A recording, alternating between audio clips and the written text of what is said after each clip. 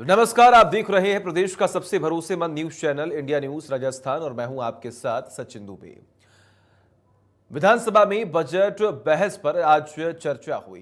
विपक्ष के सवालों के बाद बजट बहस पर मुख्यमंत्री अशोक गहलोत ने जवाब देते हुए कहा कि सभी वर्ग के मंथन के बाद बजट से अमृत निकला है। इस दौरान सीएम ने विपक्ष के आंकड़ों वाले बयान पर तंज कसते हुए कहा कि हमने 75% घोषणा पत्र को पूरा किया है। विपक्ष जानबूझकर जनता को गुमराह कर रहे हैं। सीएम गहलोत ने नेता प्रतिपक्ष गुलाब चंद कटारिया के बयान पर कहा कि हमने हजारों लोगों से बजट पर राय ली है, समुद्र मंथन की तरह मंथन किया है, तब जाकर बजट में अमृत निकला है। हमारे बजट में विपक्ष के पास कहने को कुछ नहीं था, तभी उन्होंने काली बहू के ब्यूटी पार्लर जाने जैसा बयान दिया था। अच्छी बात है कि उन्होंने सबसे माफी मांग ली। वहीं सीएम गहलोत ने कहा हो सकता है कि कर्ज भार बढ़ने के डर से नई पेंशन लागू की हो, लेकिन इससे कर्मचारियों के भविष्य पर खतरा था, इसलिए हमने पुरानी पेंशन को लागू किया। मैं पूछना चाहता हूं कि जब यह योजना लागू हुई तब पुराने और नए कर्मचारियों को एक साथ नई पेंशन से जोड़ते तो इस पर सवाल उठाने वालों को पता लगता। इसमें भारी भेदभाव था। आधे कर्मचारी नई पेंशन की ओर, आधे पुरानी, पर इतिहास वही बनाता है जो पुराने इतिहास को याद रखता है। तो आज तमाम बड़े सवाल है। सवाल ये कि क्या सच में समुद्र मंथन में अमृत निकला है, या फिर इसके अलावा कहीं ना कहीं विपक्ष लगातार ये हमलावर है, तमाम अहम मुद्दों को लेकर सवाल खड़े कर रहा है कि यह सिर्फ और सिर्फ लोगों को बेवकूफ बनाया जा रहा है। आज इंडिया न्यूज राजस्थान करता है कई सवाल। आपको जानकारी दें कि कितनी बदलेगी प्रदेश की सूरत इस बजट से, क्या है बजट के सियासी मायने, पुरानी पेंशन से लौटेंगे अच्छे दिन, और आखिरी में अगर हम बात करें तो विपक्ष के सवाल पर सीएम ने जो जवाब दिया वो कितना है सही। ये वो तमाम बड़े सवाल है जिस पर आज हम चर्चा करेंगे। हमारे साथ थोड़ी ही देर में खास मेहमान भी जुड़ेंगे, उनसे तमाम सवालों के जवाब लेंगे, जानेंगे कि ये बजट कितना खास और क्या ये प्रदेश की सूरत बदलेगा।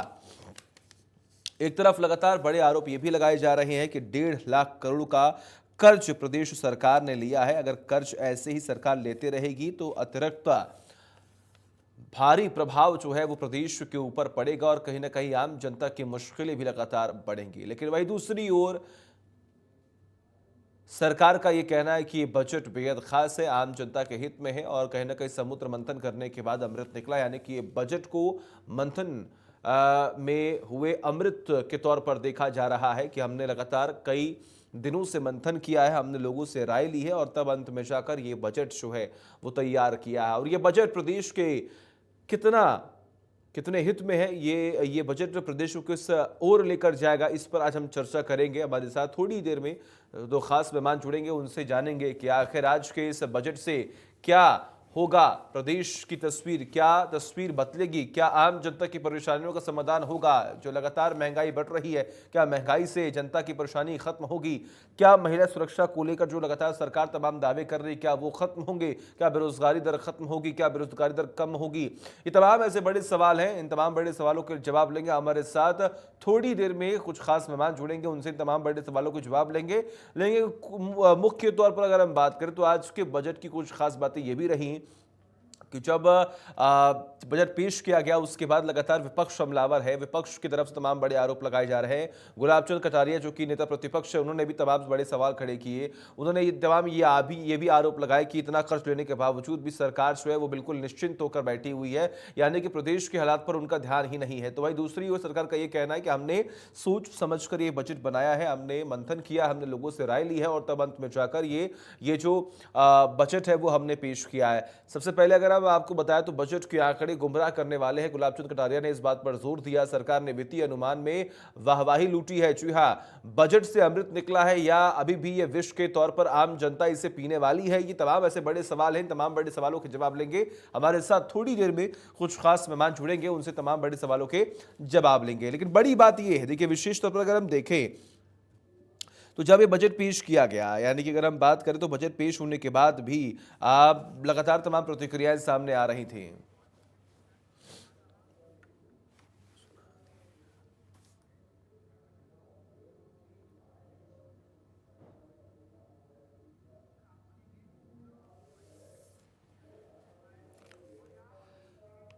और वही बजट पर भाषण में क्या कुछ कहा है मुख्यमंत्री अशोक गहलोत ने, सुनिए। बजट सोच समझ के बनाया गया है, मेहनत की गई है। 45,000 सुझाव आए हैं, 45,000 सुझाव आए हैं। हमने पब्लिक सुझाव मांगे, पब्लिक से भी, अलग अलग वर्गों से हमने बातचीत करी, NGO से भी करी, व्यापारियों से करी, उद्यमी से करी, एक्टिविस्ट से करी, धर्मगुरुओं से करी। जिसके सुझाव आए छात्रों से, नौजवानों से, बेरोजगारों से, कर्मचारियों संगठनों से, तब जाकर के ये अमृत के रूप में निकला बजट, अमृत के रूप में निकला बजट। माननीय सदस्य जो आमेर से आते हैं, काली वधू को ब्यूटी पार्लर ले गए और बाल लेके दिखा दिए, बजट की टेक्स्ट है ये, बजटी टिप्पणी थी आपकी। क्योंकि कहने के लिए आपके पास कुछ बचा ही नहीं था, तो हमारे माननीय सदस्य क्या करते, कुछ तो कटाक्ष करते। तो मुझे खुशी है उन्होंने अपनी गलती को माना और माफ़ी मांगी प्रदेशवासियों से। जो बजट पेश किया गया, जिसके ऊपर राजस्थान में, राजस्थान के बाहर भी, दुनिया के अंदर तो छोड़िए आप, चर्चा राजस्थान में नहीं पूरे देश के अंदर हो रही है, पूरे देश में। अभी जब है लगभग 500 घोषणाएं हुई होगी, उसमें 60 घोषणाएं जो इम्पोर्टेंट है, उसमें स्वीकृतियाँ जारी करने की प्रक्रिया पूरी हो चुकी है। ये मैंने प्रदेशवासियों को गुमराह मैं नहीं कर रहा हूँ, आप कर रहे हैं, ये मैं कहना चाहता हूँ आपको कि कोई राज्य सरकार देश के अंदर बिना केंद्र सरकार की अनुमति से 1 रुपया लोन नहीं ले सकती। तमाम बड़े सवाल है, तमाम बड़े सवालों के जवाब लेंगे। हमारे साथ खास मेहमान जुड़ गए हैं। सबसे पहले उनका तारुफ करा दूं। हमारे साथ इस वक्त RR तिवारी, जो कि कांग्रेस का पक्ष रखेंगे। तिवारी जी, आपका बहुत बहुत स्वागत है इंडिया न्यूज पर। और अशोक सिंह शेखावत, जो कि बीजेपी का पक्ष रखेंगे। अशोक सिंह जी, आपका भी बहुत बहुत स्वागत है।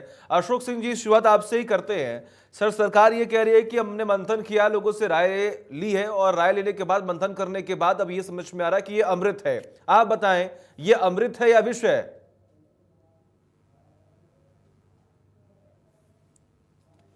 देखो कि आम जनता के लिए कोई बजट आता है तो सौगात लेके आता है, और वो 1 साल की रूपरेखा होती है। अब मुख्यमंत्री जी उसको अमृत बताए या मंथन बताए या समुद्र में किया है, वो उनका विषय है, और जनता देख रही है कौन अमृत कर रहा है और कैसे इन्होंने 3 साल पहले, आज से 2018 के अंदर जो घोषणा पत्र किया गया, उन घोषणा पत्रों के क्या इनके वादे पूरे किए, क्या मेन इनका था कर्ज माफी का।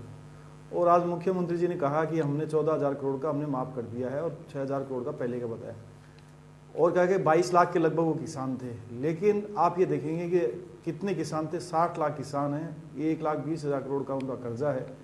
आपने कहा कि पूर्ण कर्ज माफी करेंगे, तो क्या न्याय किया आपने? नहीं किया। लोग आत्महत्याएं कर रहे हैं, ये भी उनको मुख्यमंत्री जी को पता है, और सबरी सरकार को पता है कि हमने ये वादा किया। तो मुख्य वादा इनका ये था। सेकंड इनका वादा था कि हम रोजगार देंगे। रोजगार के लिए बताए हैं कि हमने कितना रोजगार दिया, ये कहते हैं 1 लाख नौकरी दी है। हमने कहा कि 1 लाख नौकरी दी है, और आपने 3 जो बजट आए पहले, इन 3 बजटों में घोषणा की थी 1,80,000 हम वैकेंसी निकालेंगे। आप एक पत्र से बता दें कि कौन कौन सी आपने वैकेंसियां निकाली है और उनको भर दिया गया है। मुख्यमंत्री जी ने अपने सदन के पटल के ऊपर बताया भी कि हमने ये वैकेंसियां निकाली है। कौन सी? वो टोटल 54,000 थी, और उसको इंक्लूड कर दिया 62,000 करके, उसको 66,000 वैकेंसियां थर्ड ग्रेड की ओर बता दी गई है। लेकिन वो तो 15,500 तो अभी पेंडिंग है, और बाकी जो शेष है उसका भी अता पता नहीं है कब होगी, वो जुलाई के लगभग होगी, उसको इंक्लूड किया। मतलब 54,000 के लगभग वैकेंसियां इन्होंने दी है, और टोटल कैलकुलेशन किया गया तो वो 67,000 वैकेंसियां थी जो निकाली गई है। भर्ती तो इन्होंने नहीं की है, भर्ती जो पूर्ववर्ती भाजपा सरकार थी उस समय की निकाली गई है, वो भर्तियां की गई। इनके समय की जो भर्तियां निकाली गई है, उसमें आज भी वर्तमान में 20 से 25,000 से ज्यादा नहीं है। इसका एक क्लियरिफिकेशन करके आपको आज बता देना चाहिए था, लेकिन इसका क्लियरिफिकेशन नहीं है। भत्ते की बात आती, भत्ता इनका मुख्य मुद्दा था, बेरोजगारों का भत्ता देंगे। भत्ते के लिए कि आपने साफ लिखा कि हम बेरोजगार होंगे उनको भत्ता देंगे, ये नहीं कहा कि हम इसमें राइडर डालेंगे। डालते डालते आज वर्तमान के अंदर 12,000 एप्लीकेशन इनके पास में स्पूटनी में आई है। क्यों? कि उन्होंने कई इसमें राइडर डाल दिए, इंटर्नशिप डाल दिया, आप 4 घंटे काम करोगे। इस बजट में उसको लैप्स करने का काम नहीं किया, उसको खत्म करने का काम नहीं किया। ये तो चीज आई इनकी, आपकी बात की। दूसरा आता है इनको कहा भ्रष्टाचार। भ्रष्टाचार के अंदर राजस्थान के अंदर ये नंबर 1 है। मैं नहीं कह रहा, ये आंकड़े कह रहे हैं, वो आंकड़े ये खुद बेचते हैं उन्हीं आंकड़ों में। और रीट के लिए क्या कहा कि रीट का एग्जाम उन्हें बहुत अच्छी तरह से करवाया, सारा था, विपक्ष का मंडप था, तो रीट लेवल 2 की भर्ती कैंसिल आपने करी है। आपके बड़े बड़े लोग उसमें इन्वॉल्वमेंट है। हम सीबीआई की तो मांग कर रहे हैं, हमें पता है कि इंडियन में नहीं होगी। आज क्या हो रहा है, आज देख ले एसओजी क्या कर रही है, एक को 10 दिन बाद में किसी को एक को पकड़ के लेके आती है, साहब उन्हें पकड़ लिया। जो बड़ी बड़ी लेकिन इसके अलावा भी तमाम योजनाओं की सौगात तो दी है ना मुख्यमंत्री जी ने। आज भी शिकंजा नहीं कर सर, इसके अलावा भी तो तमाम काम किए हैं। उन्होंने कोरोना काल के बारे में भी जिक्र किया कि हमने अस्पतालों में अच्छी व्यवस्था की है, हमने अच्छा काम किया है, हमने वैक्सीनेशन को लेकर काम किया है।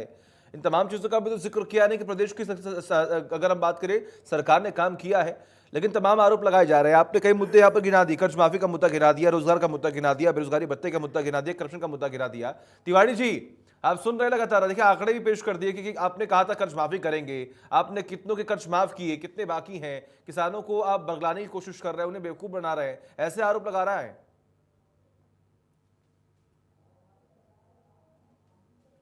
सचिन भाई, किसी भी सरकार का लेखा जोखा अगर कहीं पेश होता है तो जनता की अदालत में पेश होता है। कर्ज माफी की घोषणा चुनाव से पहले की थी, 2018 से पहले की थी। 2018 के बाद में हमने राजस्थान में 8 उपचुनाव लड़े विधानसभा के। ये सारे बयानवीर नेता अशोक सिंह शेखावत जिसे मैं कह रहा हूं, जनता के बीच में आपका जनाधार है नहीं। आप ये सारे आरोप पहले भी लगाते रहे। जनता ने 8 विधानसभा में से 6 विधानसभा के चुनाव कांग्रेस को जिताया और उसमें इनकी एक जगह तो जमानत जब्त हुई और एक जगह भारतीय जनता पार्टी राष्ट्रीय नेता जो मोदी जी के नाम से वोट मांगते हैं हर गली मोहल्ले में, वो तीसरे स्थान पे रही। राजस्थान में जननायक अशोक गहलोत ने 1 लाख लोगों को रोजगार दिया। कोरोना के 2 महाकाल के बाद देश की अर्थव्यवस्था जहां चौपट हो गई थी, राजस्थान के जननायक अशोक गहलोत ने लोगों को वादा किया था भूखे नहीं सोने दूंगा। राजस्थान के अशोक गहलोत ने हर घर पे सूखा और गीला राशन बंटवाया। राजस्थान के जननायक अशोक गहलोत ने किसानों से वादा किया था 18,000 करोड़ का लोन माफ किया। राजस्थान की सरकार के अंतर्गत सीसी बैंक के लोन होते हैं। भारतीय जनता पार्टी के 25 सांसद हैं भारत के राजस्थान में।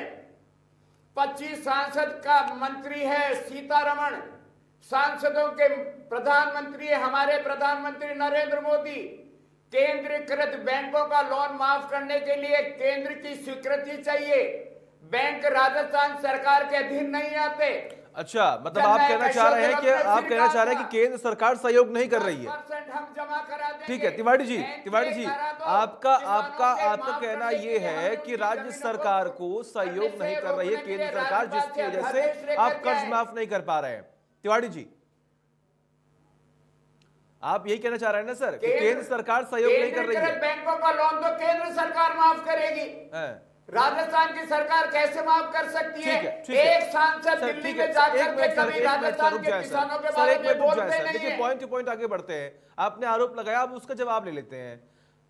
अशोक जी देखिए, अब आप लगातार आरोप लगा रहे थे कि तमाम वादे किए गए, वादे पूरे नहीं किए गए। अब जो उनके हक में होगा सर वही करेंगे ना वो। अब केंद्र सरकार के जो हाथ में है, अगर केंद्र सरकार वो करना ही नहीं देगी तो आखिर कैसे करेगी वो राज्य सरकार?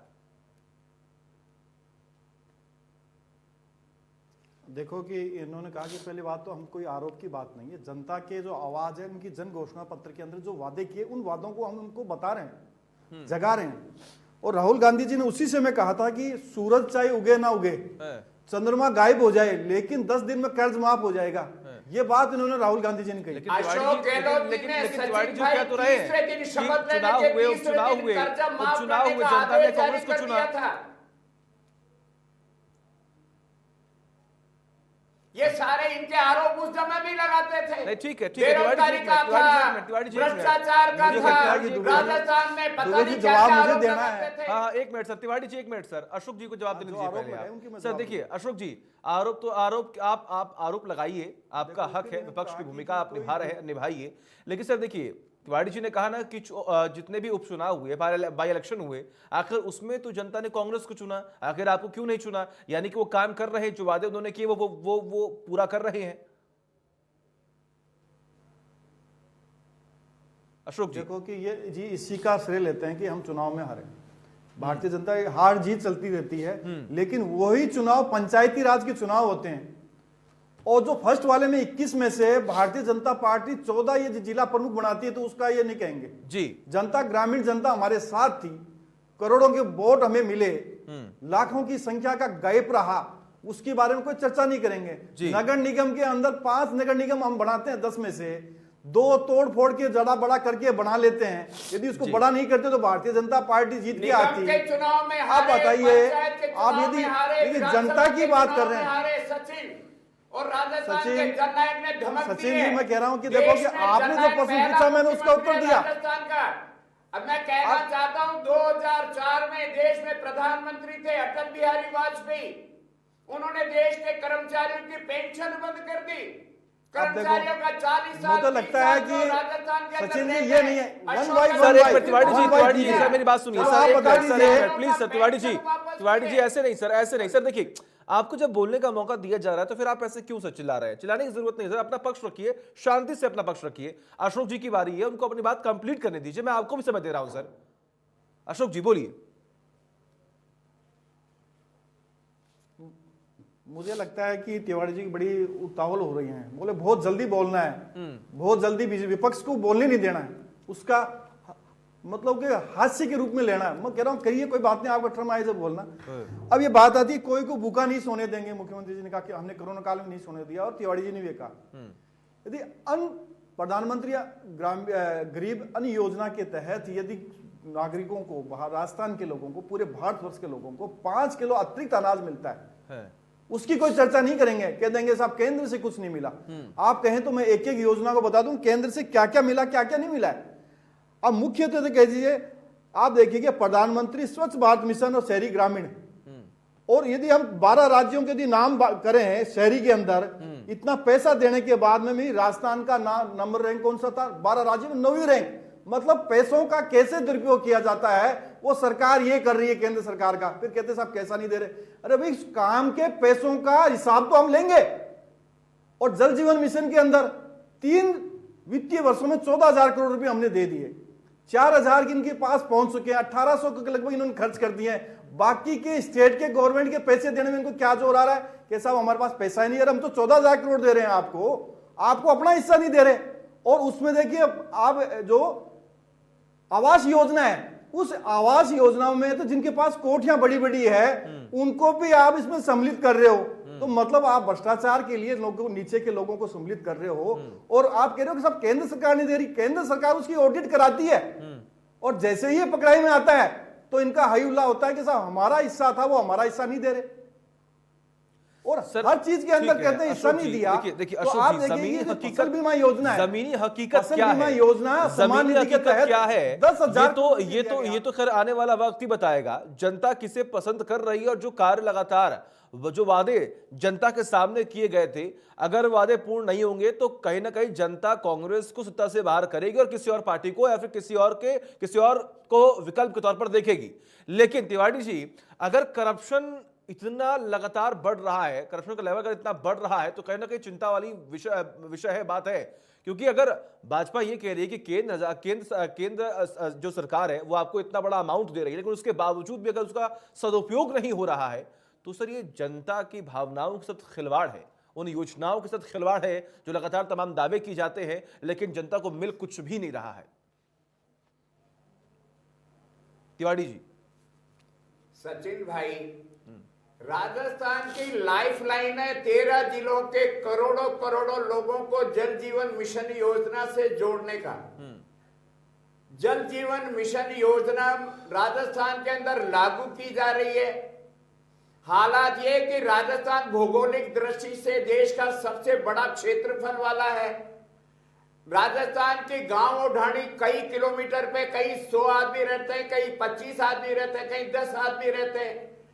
राजस्थान के गजेंद्र सिंह शेखावत जो जोधपुर से सांसद है, भारत के जल आपके पास जो पैसा आया ना वो तो लगा दीजिए आप मंत्री आप तो वो तो लगा दीजिए, विशेष पैकेज लाए। मैं कह रहा हूँ जो पैसा दिया जननायक अशोक गहलोत ने, अरे आपको जो केंद्र सरकार दे रही है वो पैसा तो हिसाब दे दीजिए। सांसदों के साथ में अशोक गहलोत नरेंद्र मोदी से मिलने को तैयार हैं। 13 जिलों के लिए हमें एक्स्ट्रा पैसा चाहिए। देश के अन्य घपला करने राज्यों के लिए, साथ में हमारे को नहीं भ्रष्टाचार करने के लिए चाहिए इनको। हमको नगद जो पैसा चाहिए, मिल नगद। रहा है, वो ऊंट के नगद मुंह में चाहिए, छीन जी, मेरी रहा बात है। सुनिए। देखिए, नगद आप चाहिए, राज्य नगद सरकार चाहिए। का भी एक करोड़ों बजट होता है, लोगों- राज्य सरकार का भी एक बजट होता है, उस बजट के आधार पर काम करना चाहिए। वैसे केंद्र सरकार का भी एक बजट, एक लिमिटेशन है सर, उसमें वो काम करेगी। अब आपकी ये जिम्मेदारी है, ये आपकी जिम्मेदारी है सर कि आप वहां पर पहुंचे जहां पर अगर अधिक जनसंख्या में लोग हैं, अगर अभी अधिक संख्या में लोग हैं, अलग अलग जगहों पर हैं, तो आपकी सरकार की जिम्मेदारी है कि आपके लोग वहां पर पहुंचे, उनकी समस्याओं का समाधान करें, ना कि आप ब्लेम गेम खेलें सर। सचिन भाई, जब प्रधानमंत्री जी गुजरात से चुन करके जाते हैं, देश के प्रधानमंत्री बनते हैं, बुलेट ट्रेन गुजरात से गोवा तक या बॉम्बे तक चलाने की बात करते हैं। जो राज्य का ताकतवर मंत्री होता है देश में, रिजर्व बैंक की छापने की ताकत रिजर्व बैंक की दिल्ली की सरकार के पास में, राज्यों के हाथ में बंधे हुए हैं। राजस्थान के 19,000 करोड़ रुपया जीएसटी का बकाया। सचिन भाई, ये सांसद अपना जीएसटी का पैसा नहीं दिलवा पा रहे। और फिर कह रहा हूं, राजस्थान का बजट जो पेश किया है, राजस्थान के तमाम भारतीय जनता पार्टी के बयानवीर नेताओं की नींद उड़ा दी है। कैसा शर्मनाक बयान दिया था सतीश पूनिया जी ने। भारतीय जनता पार्टी के राजस्थान के अध्यक्ष हैं, महिलाओं का सरेआम अपमान राहुल किया। गांधी जी ने क्या दिया था, सारी मंदिरों में महिलाओं जाओगे को- तो लड़कियों को आप- छेड़ोगे। आप देखिए, आपके राष्ट्रीय नेता ने क्या कहा था, उनको बताइए, सजा करके बोलिए ना। पेश कर रहे हो। ये अगर मतलब सतीश मतलब पूनिया राहुल गांधी जी पर आप बताइए इस टाइम, और ये उन्होंने तो ईश्वर की देन है। उन्होंने तो माफी भी मांगी। रंग भेद आपके करने राष्ट्रीय वाली नेता ने माफी भारतीय मांगी जनता क्या? पार्टी आज तक नहीं मांगी आज माफी। किस मुंह से और महिलाओं को क्या कहा कि राजस्थान के बजट किस को लिए मत जाती है चर्चा महिलाएं, करना। बच्चियां किस लिए जाती है आपने मंदिर में? महिलाओं का अपमान किया, अशोक सिंह बच्चे किस लिए शेखावत। छेड़ते हैं? अरे अरे माफी अपमान मांगी। आप कर रहे हो। आप सतीश महिलाओं के पूनिया बजट को ने बताइए माफी क्या दिया आपने। मांगी। बेटी बचाओ पढ़ाओ का है जो महिलाओं के बजट था, साथ अपमान उसका किया। 50% लैप्स हो गया, जनता जहां से उसमें ये लैप्स हो गया। महिला विरोधी भारतीय उसके जनता बारे में चर्चा पार्टी नहीं करेंगे। आज अपना अरे चर्चा नहीं करेंगे। बेटी बचाओ पढ़ाओ का आपका लेफ्ट क्यों हुआ?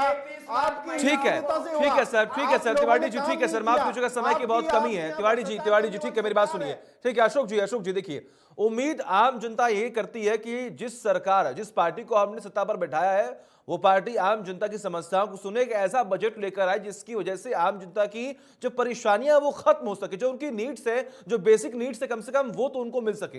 हालांकि बजट पेश हो चुका है, तमाम आरोप प्रत्यारोप का जो सिलसिला है वो जारी है, लेकिन देखना बेहद दिलचस्प होगा कि आने वाले वक्त में अब किस तरीके से आम जनता जो है वो क्या रुख अपनाती है और किससे अपना प्यार जो है वो दिखाती है। आप दोनों का बहुत बहुत शुक्रिया। तिवारी जी, आपका भी बहुत बहुत शुक्रिया, और अशोक सिंह जी, आपका भी बहुत बहुत शुक्रिया। इस बड़ी बहस में मेरे साथ बस इतना ही। देखते रहिए इंडिया न्यूज। नमस्कार।